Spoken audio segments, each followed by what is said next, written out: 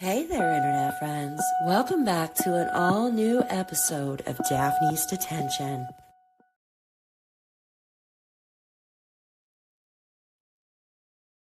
Welcome back, everyone. Breaking news. The FBI is now at Nancy Guthrie's house again.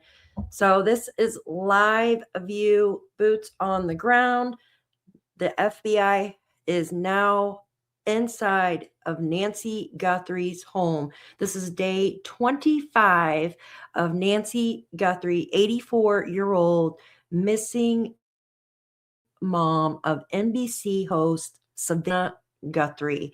She has now been missing for 25 days. We have had one arrest, which was Derrick Callella. He was the first person to write letter to the family, sent it to TMZ. We've also had ransom notes sent to the local KOLD news. And wow, guys, wow. We've had emails sent to TMZ, but nothing has come of that. There has been no proof of life regarding these ransom letters. And Savannah reached out yesterday once again asking people for any information regarding her mother's whereabouts. They want to have their mother back. She even says, we want closure. We want to celebrate her life. So, breaking news regarding this information, the FBI was heard drilling actually inside of Nancy Guthrie's home. Could they be removing some type of drywall with Nancy's DNA on it or the perpetrator's DNA? What do you guys think? So right now, as you're watching on the screen, the FBI are inside of Nancy's home. There's around 10 FBI agents that are inside the home. And what do you guys think? What do you think they are actually doing in there? The sheriff must have given permission for them to be there, as if this was over state lines, then the FBI could get involved. But from my understanding, since it's not over state lines, the sheriff has to give the authority for or let the FBI to get involved. So we know that they moved the FBI office over to Phoenix to deal with this. So what do you guys think? What do you guys think about this? Now, I want to go over some information with you guys.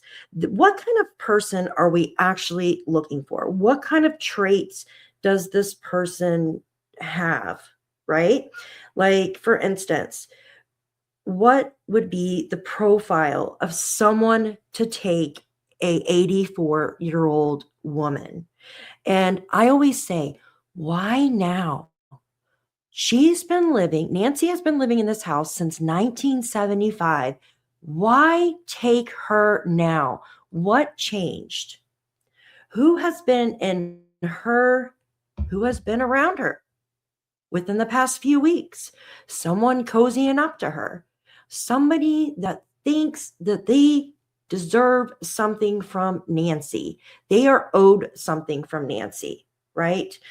This is what they are thinking in their head. Could it be a family member? Could Nancy had made some changes to her assets or will, maybe selling something, not selling something? Who would meet this profile, right?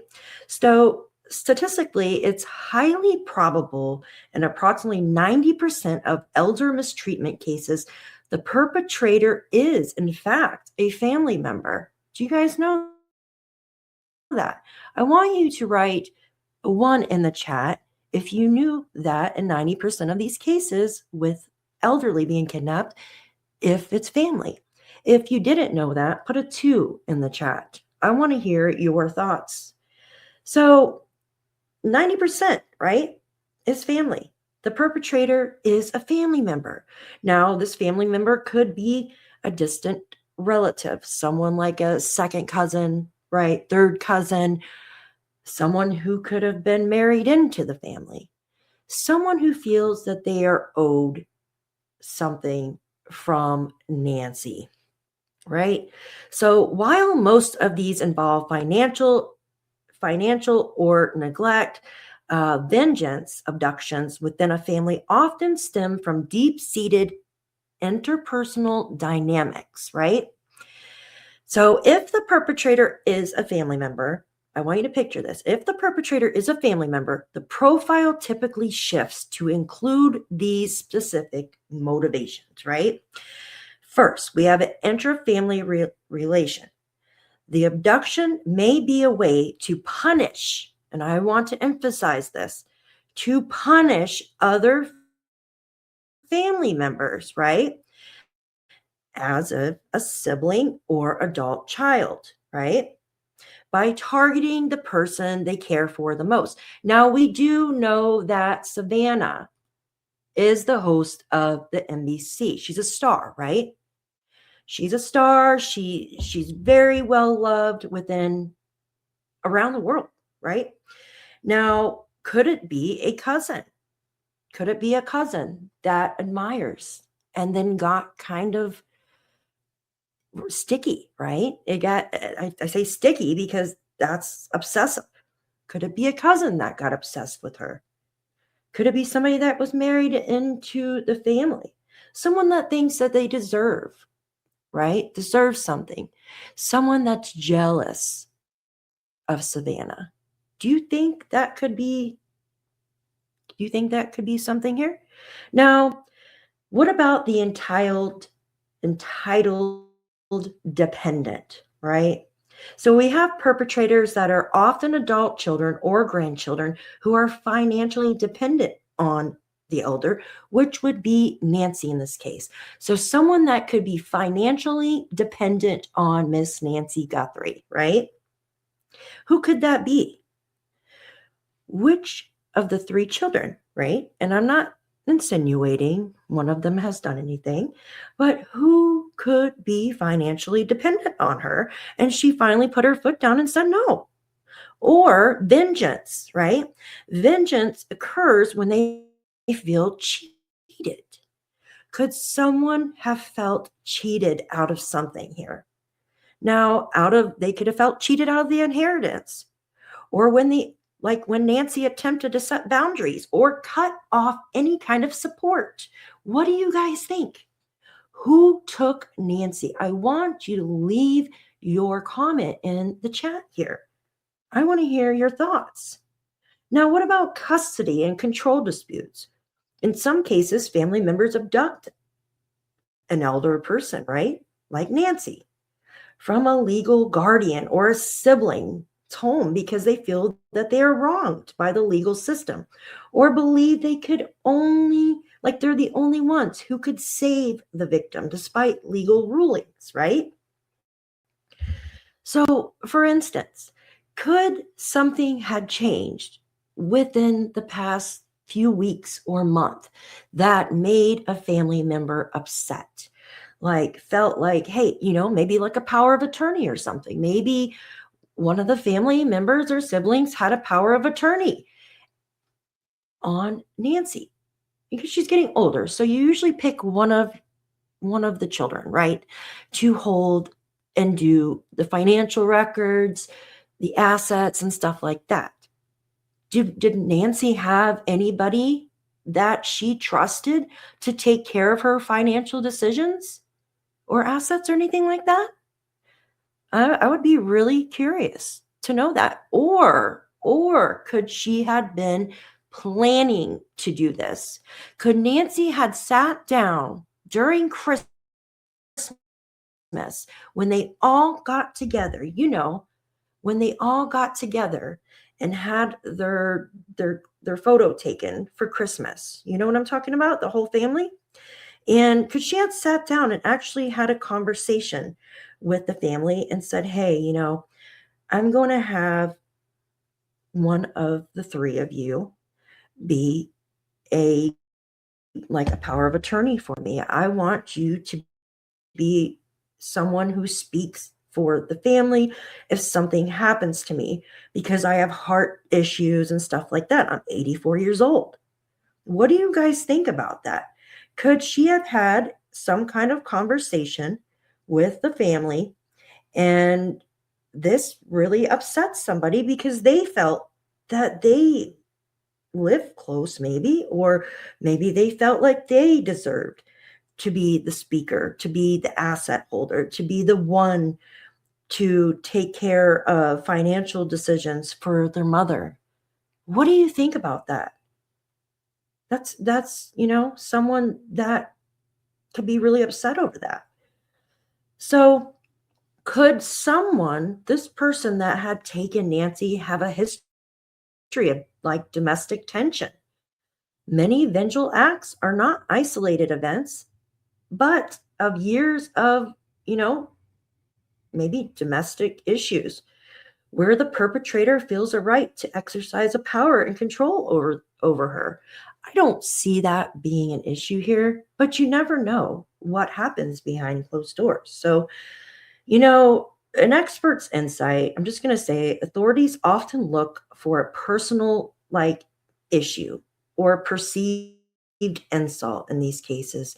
For instance, within Nancy's disappearance, these investigators raised the question of whether the motive was financial or revenge for something or personal. Given how rare these such abductions are, right? It's not every day you hear about an 84-year-old mother being taken out of her bed while she is sleeping.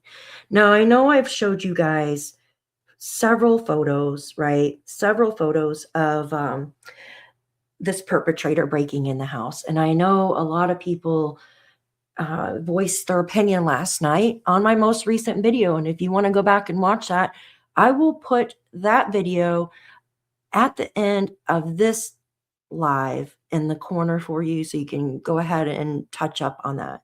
That will be in the Daphne's Detentions playlist. And you can touch back up on the perpetrator and how I believe the photo without the backpack was him actually cleaning up afterwards. That was him coming back to grab that camera off the wall. I believe he had already taken Nancy out of the house. He had already used what he needed to use out of the backpack. So it was inside the vehicle or where he placed Nancy. Now, some people say, well, look at the sky. It's darker, right? Well, the thing is, that camera had already been moved from when he first came up to the door and started messing with the foliage and stuff like that. And I gave my thoughts about why this perpetrator put foliage on that Nest camera, because I feel that he did not want a person, the alert to send to Nancy's phone to keep saying person detected, right? And instead, it was just saying motion detected, right? So motion detected, and then if she doesn't see anything there, right? It's clouded up from the foliage on there. She's just gonna think like leaves or something's blocking it, right? So when he was leaving, obviously there was movement at the front door. There was obvious movement at the front door because there was blood on the doorsteps, right? On the front patio, within that foyer area, there was blood. So, in my opinion, when he was coming back to grab that camera and take it with him, just to be on the safe side. Some people are like, oh, it's too dark. That camera was moved, you guys. That camera was moved. You can even see that it was moved. And when you live in the mountains, right? And yes, it was almost a full moon that night because you could see how bright it was when he first got there. But this person was there for a while. So after the moon starts moving, right? It starts going because the mountains, right? The mountains are going to cover some of it when it starts going down. I believe the perpetrator was actually there longer than the 41 minutes because they don't know when he actually left, right? All they have to go on is the time the pacemaker was disconnected, the time the doorbell camera was disconnected, right? Unless they have some other footage that caught him leaving. But then they would have a vehicle, right? They would have some type of vehicle. Yes, we know that they actually took the silver Range Rover, right? Or more like charcoal colored Range Rover. And that was from a guy with the last name of Day. And he lived with his 70-year-old mother. Now, that was when the home got raided. And they still have that Range Rover in evidence, from what I believe. Not to mention, they had taken also Annie's vehicle, allegedly, from what we've heard. Now, I've also heard, allegedly, that they probably have that vehicle as well in evidence, right?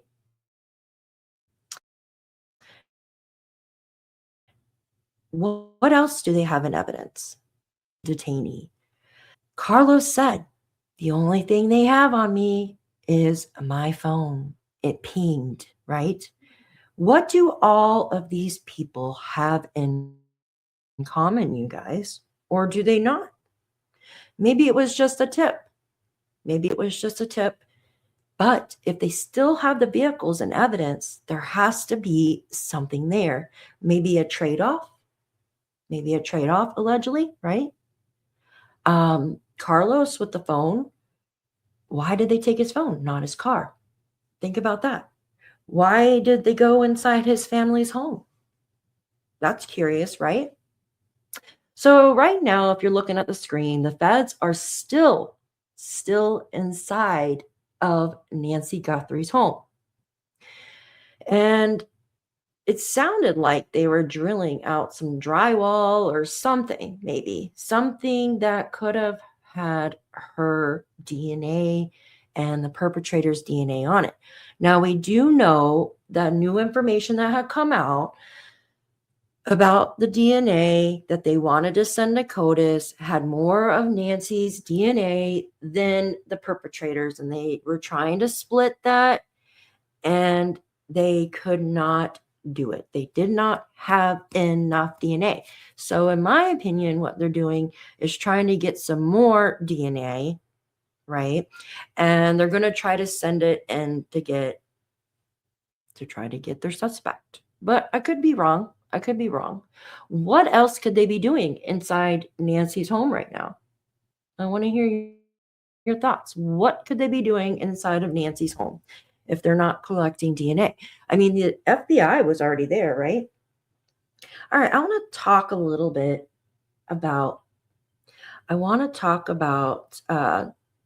the background and demographic characteristics of this perpetrator. So, perpetrators like this usually have a prior criminal record. Offenders in these scenarios often have a history of violent crimes, right? Assaults or prior restraining orders for stalking, for harassment, something like that, right? Trespassing, something. But we do know from the prior DNA that they did submit into CODIS, right? Or to the lab. There was nothing. There was nobody that popped up in the system that had been arrested previously, which was interesting, right? Could this person be that good at what they are doing that there's nothing left behind? Now, what about history of abuse, right? There is often a history of strained, dysfunctional relationships, or in some cases, previous relationship with the victim, right? Like I said before, a family member or a caregiver. Now, we got to remember who was in Nancy's circle. We have a little bit to go off of. We do know that Nancy's friend, Ann Brunson, right? She was at Nancy's home on January 30th, and Ann asked Nancy right before she left the house, right before she left Nancy's house for the gathering, right? For Nancy's birthday. She goes, "Are we still on to go to services?" Nancy says, "Yes, we're still on." So think about it. This person here, and I'm not insinuating, I'm not saying they had anything to do with it, but this person, Anne, right, was at her house on January 30th. Then Nancy was supposed to meet her on February 1st. That's just a couple days in between, right? So that was one of the last people to see Nancy. In my opinion, every single person that came over on January 30th to hang out and enjoy Nancy's birthday party and all that get together, all of those people need to be spoken to by the police. They need to be eliminated. Just my thoughts on it. And anyone in close proximity to them, like any kind of children or close contacts, like friends, like I said yesterday, like a plus one, right? Someone that they could have brought over to Nancy's, right? To play the game. Maybe one of these people that Nancy's friends with brought over one of their friends or family members that Nancy didn't even really know. Maybe she's heard their name and stuff, but maybe they said, "Oh, I want to go learn how to play this Mahjong game. I want to come over as your plus one." They came over and they maybe asked to go to the bathroom or something, went over to one of the windows in Nancy's house and unlocked the window, right? Something she probably wouldn't even notice. And that could have been how the perpetrator may have crawled in through the window. Maybe they went and unlocked the door that Nancy doesn't really use that much. Because we heard about the back door being open, right? Now we heard also that there was no forced entry. So this tells me someone that Nancy was in close proximity to within the past couple days set this whole thing up in motion, right? Had to have. Either set it up in motion for themselves or set it up in motion for the perpetrator, this person that came and snatched her out of her bed while she was sleeping in a vulnerable state, right? And I say that because number one, she's 84. Number two, her hearing aids were out. Number three, she has a pacemaker. She has that connected to her phone. So she was like a sitting duck to this person, and they knew. Somehow, I believe they knew she had a pacemaker. They knew she wore hearing aids. They knew she just turned 84 years old, and she was an easy target for them. But why, right? Nobody is going to sit there and drag around an 84-year-old woman, right? I know that sounds crazy, but listen, they want one thing from her. And I think the whole reason why they were there for so long is they were trying to talk to her or talk her into doing something, right? And if she didn't agree, then they took her. Just my thoughts on it. I could be completely wrong. Now, to keep going with the background of this person, social isolation, right? This type of person, this perpetrator may be socially isolated. Someone leading to an intensified, unhealthy focus on the perceived, right? Someone like the case that we were just following with the Ohio dentist, right? He was stalking his ex-wife for 10 years. He told her, he's like, "You will always be my wife," right? 10 years, guys. 10 years had passed, a decade, and he still got to her. Could this be something similar? You tell me. But usually, if someone just wants to unalive you, they're just going to do it, right? Why go through all of that and take her?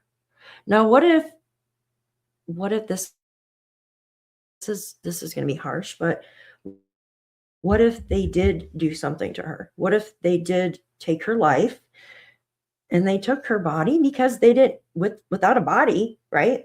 Without a body, there's less evidence, right? There's less evidence. So maybe that's why they took her body. I just don't see this being as a kidnapping, because if they really wanted the money, the ransom, they really wanted the ransom, she would already been back home, guys. It's been 25 days. She would already be back home. So what else is there? What else is there, right? Let's go to, I want to show you something. Thank you guys for all staying with me. What do you think happened to Nancy? What do you think actually happened to her? I want to hear your thoughts below. We're just going to go over a little bit more of, let's show you this real quick. I'm going to show you this is live coverage here.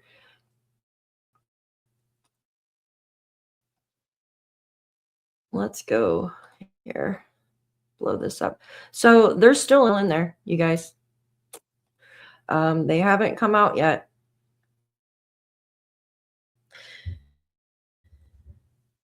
So what about vendetta? The most common driver for this type of thing is deep personal anger. Someone that has displaced aggression. This perpetrator may be taking out frustration about their own failed life, career, or relationships on Nancy. Someone who represents someone else or simply serves as an scapegoat. What do you think? Manipulation. The abduction may be used as a way to force a third party or family member to act or punish the family through the suffering of Nancy, right? Or is this perpetrator trying to make them suffer? What do you guys think? Is the perpetrator trying to make Nancy's family suffer? See what's going on here. FBI leaving? Mm-mm. Not in your way, John D. John D, am I?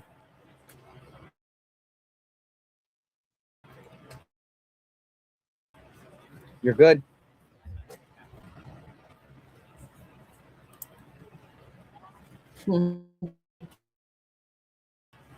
Interesting. So nobody's come out yet. Okay, so we have a perpetrator, right?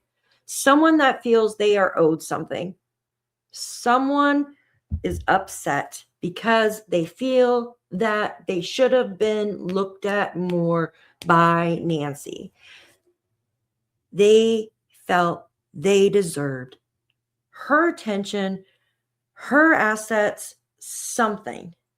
What changed within the past few weeks before she disappeared? Was there someone getting sticky to her? For instance, someone that was smooching up to her, someone that was being overly nice, a distant family member who just came back into the picture, or an old friend. Did she run into an old friend? Hey, what do you think? I think it could actually be something like that. Like I said, if this was just a simple kidnapping, not any kind of vengeance, Nancy arrested or have the money they were asking for. Many other reasons why Nancy is still missing. Could it have been a robbery gone wrong? I don't see how that would have happened, right? I mean, if they got her in her bed They could have simply got in her house and got what they needed to and left, probably without her hearing them, because her hearing aid was on her table next to her. So this has to be vengeance, you guys. It has to be. Has to be vengeance. I don't see what else it could be.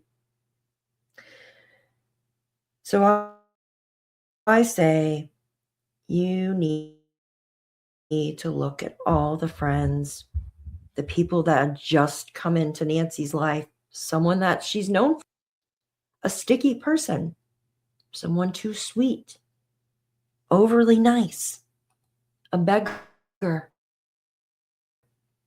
right? Someone that it's like, oh, can I go to church with you? Can I meet up with you at your friend's house? What about the friend? Has she come out and told the police that if any other new friends have joined them, you know that they rotated houses, right? On Sunday, they didn't just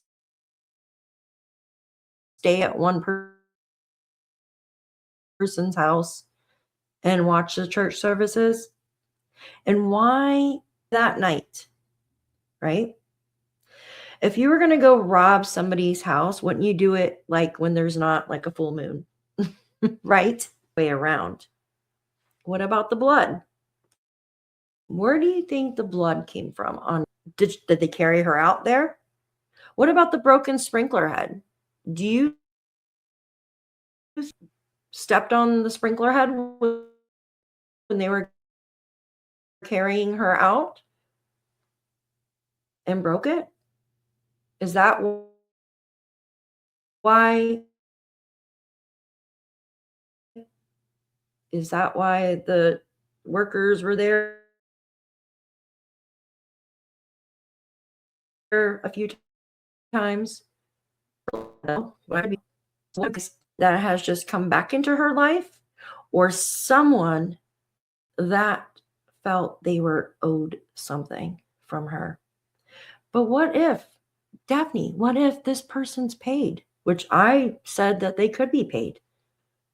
What if the perpetrator is paid, in fact? So if this person's paid, I'm sure they have instructions telling them, hey, get in. There's going to be this here. There's going to be that here, right? They're going to say she wears a hearing aid. She's got a pacemaker, stuff like that. So they had instructions. Could done this before? Well, the last time it looked like an elderly person was kidnapped in Arizona was back in 2017. And he was found alive. And that caretaker actually drove him down to Florida, 2,000 miles away. You know, Florida, where they have the lab, right? The lab the sheriff uses. Yeah. And drove the victim down to Florida, and they were actually stealing, like they stole like 10K from him and stuff like that. But I think this is a different situation. I don't feel it's someone using her like that, right? I feel it's close. It's a close circle around. It's someone in her circle, friends or family, right? Someone that has been trying to do well for themselves, right? But never can succeed. Someone that maybe had started a business, right? And the business went bad. And maybe they have borrowed money from Nancy in the beginning, maybe for a startup business, right? Something like that. And now their business isn't doing too well. Maybe they've had several little startups and their business is just not doing well in this economy, right? In the economy that with the pandemic and stuff. Maybe they have went downhill and they thought they can lean back on Nancy and borrow money from her again, right? You tell me what you think. So I have left a lot on the table for you guys. Tell me what you think about our perpetrator, right? I just gave you the personality traits, right? So a narcissistic, entitled person. So this offender often believes that they have been wrong and are justified in taking extreme action, right? I'm going to go through everything with you again. Some of them have sadistic tendencies. Research shows that those who seek revenge, right, often have high levels of sadism, meaning they experience pleasure from the victim's pain and distress. Now, I don't know if that's going on here, but hey, this person, impulsive and aggressive. They frequently have a history of explosive anger, you guys, and a tendency to solve problems through violence. This person could be delusional and mentally ill. Some offenders may not have rational motivations, but are instead operating under these delusions, right? The behavioral patterns targeting the elderly, people that are vulnerable, right? They select elderly victims precisely because they are viewed as defenseless, unable to fight back, and unlikely to cause damage in retaliation, right? Intense surveillance, you guys. Some of you think that this perpetrator was actually there, was there prior to taking Nancy. So the goal is to terrorize and dominate, often isolating the victim to enhance their power. Could this be what's going on? A little bit of background. I'm going to go through the background again. So prior criminal record. Now we have they've submitted DNA. They said they couldn't find any kind of criminal record or anything like that, right? But doesn't mean anything. Maybe they haven't been caught. This tells me maybe if there's no prior criminal record, either they haven't been arrested in the United States or they're a professional at doing this, right? History of abuse. There's often a history of strained dysfunctional relationships. In some cases, a previous relationship with the victim. I've said this over and over. Caregiver or family member. And social isolation, just like the Ohio dentist, right? He isolated himself. He was an introvert. Someone that has an unhealthy focused, right? Unhealthy focus, meaning they're sticky, right? They focused on one thing. And I'll go over the motives, right? Personal vendetta, deep-seated anger, right?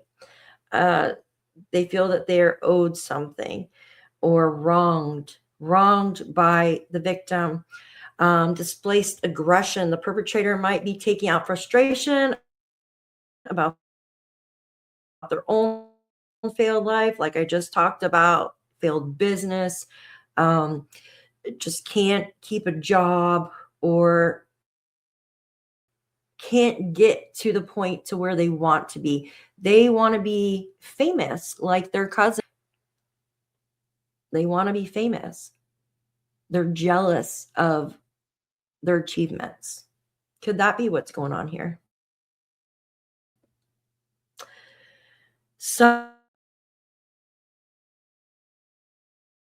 Someone that is can manipulate, right? So the family, right? Through suffering. They want the family to suffer. What do you guys think? I've given you a little bit to go off of today by profiling the person that could be doing this. But one thing we got to figure out is the person, the perpetrator, is that person paid? Is this person a professional? I don't know. Or is the perpetrator, was this person around her within the past week or 2 weeks or month prior to? Did this person have any kind of contact? I'm talking about the perpetrator. Did the perpetrator have any kind of contact with someone around Nancy? Like someone that went over to her birthday party or church services, right? Someone that dislikes her or thinks that they are owed something from her. What do you guys think? I'm going to leave it at here. And if there's any more breaking news that comes up today, I will update you guys within seconds. You have a wonderful day and catch my replays for my other videos. I'll post them all up in the top corners. You have my video from last night and you have the Daphne's detention episodes. I appreciate each and every one of you, and thank you so much for watching Daphne's detention.